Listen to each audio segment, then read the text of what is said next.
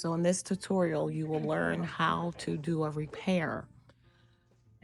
This is a column that's already set up and strung together. So I'm going to show you how to easily swap this out for another balloon. It doesn't have to be a disaster, all right? So what I'm going to do is I'm going to cut here with just a little hole. You can hear that? So the air is coming out.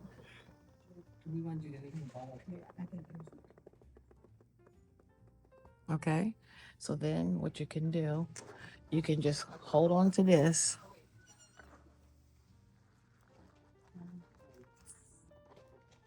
And this will be your tying point. So I have my other balloon. And I'm going to go ahead and tie this in to that.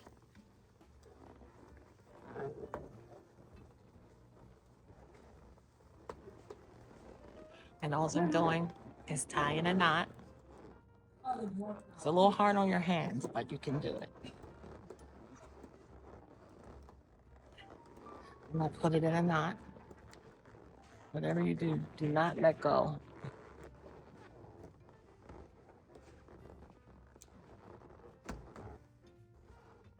And now it is repaired. Easy as 1, 2, 3. Be sure to like, subscribe, and share. See you in the next tutorial. Bye, y'all.